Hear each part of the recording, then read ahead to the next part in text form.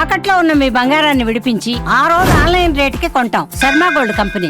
ఈ మధ్య కాలంలో చాలా మంది ప్రతి చిన్న విషయానికి తీవ్ర మనస్తాపానికి గురై ఆత్మహత్యలు చేసుకుంటున్నారు. క్షణికావేశంలో తీసుకుంటున్న నిర్ణయాల వల్ల ఎన్నో అనర్థాలు జరుగుతున్నాయి.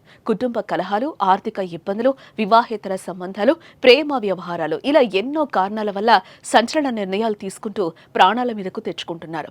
భార్య అత్తవేధింపులతో మనస్తాపానికి గురైన ఓ భర్త ఆత్మహత్య చేసుకుని నిండు ప్రాణం తీసుకున్నాడు. తన అత్త భార్యలు ఏ విధంగా టార్చర్ పెడుతున్నారో సెల్ఫీ వీడియోలో చెప్పాడు. ఆ వీడియో వైరల్ గా మారడంతో అత్తను భార్యను పోలీసులు అదుపులోకి తీసుకుని విచారిస్తున్నారు.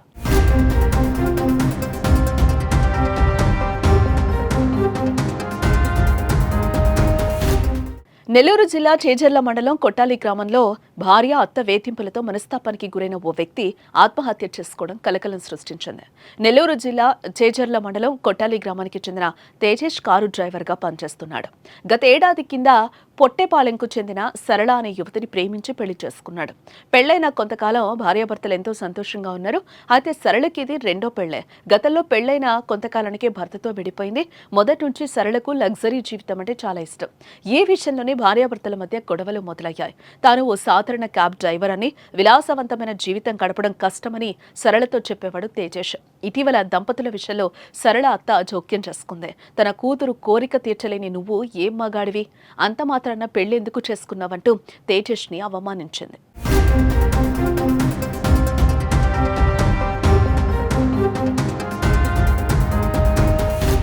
కొన్ని రోజులుగా అత్త భార్య వేధింపులు మరీ ఎక్కువయ్యాయి. ఎక్కువ టైం వర్క్ చేసి డబ్బు సంపాదించాలని బలవంతం చేయడం మొదలుపెట్టారు. లగ్జరీ లైఫ్ కోసం అప్పులు చేయాలని ఇబ్బంది పెట్టడం మొదలుపెట్టింది సరళ.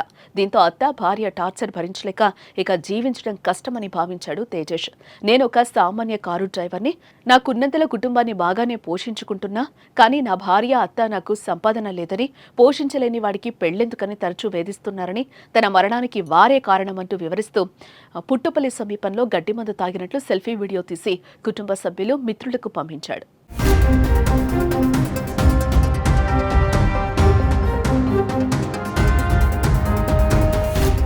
తేజేష్ పంపిన సెల్ఫీ వీడియో క్షణాల్లో వైరల్ అయింది. వెంటనే కుటుంబ సభ్యులు, స్నేహితులు పోలీసులకు సమాచారం అందించారు.